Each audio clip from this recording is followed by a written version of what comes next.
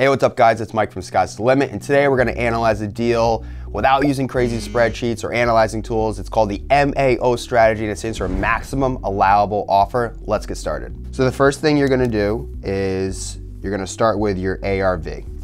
This is your after repair value. This is what the house is worth when it's all fixed up and ready to go and ready to be listed on the market or refinanced from a bank. So this is what it's worth after all the repairs have been done, and you can find out the ARV from talking to a local realtor or talking to friends and family, or you're just knowledgeable about the market.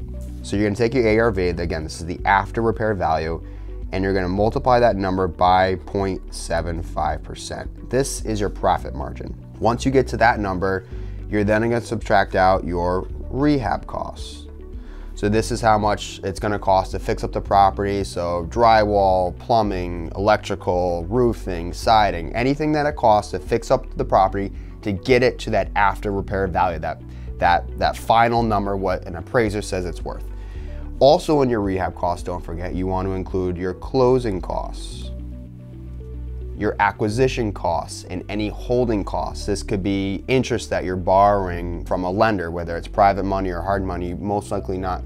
If you're not using your own cash, you're gonna be paying interest for access to that capital. And you're using that capital to rehab it, fix it up, pay your contractors, and pay the most likely interest-only payments you're gonna be paying to your lender every month. So you have your rehab costs, your closing costs, and your holding costs. You also have property taxes, insurance, and most likely utilities all going on while you're fixing it up. So in this number, in the full rehab cost, make sure you account for all of those numbers. So once you factor that in, you can then equals your maximum allowable offer. So it's your ARV times 0.75 minus rehab costs equals the maximum allowable offer. This is the offer that you can offer, but no more than that. You can offer less than that, it's just better cash flow for you, or better profit if you're flipping it.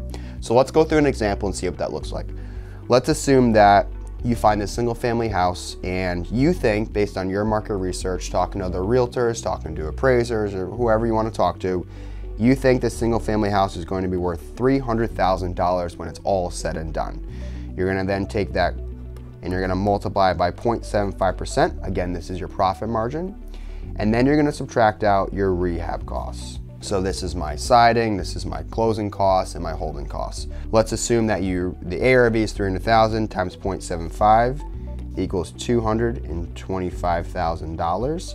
And let's assume that your rehab, holding, and closing costs are all bundled in together for $50,000.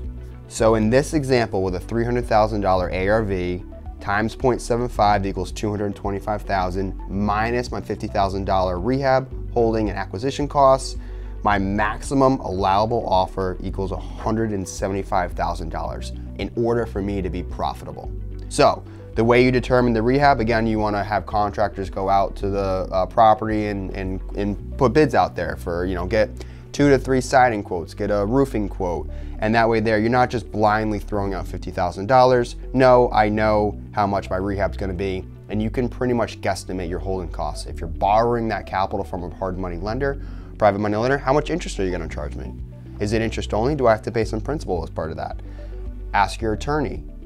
Here in Connecticut, we're an attorney state, not a title state. So I have to pay an attorney to do the closing for me. How much are you gonna charge me, Mr. Attorney? So once you factor in all those costs, you can really determine how profitable or not profitable you're gonna be. But all this back of the napkin stuff, it can be done pretty simply, especially after you do it over and over and over again. So if that was helpful, make sure you subscribe and like our video.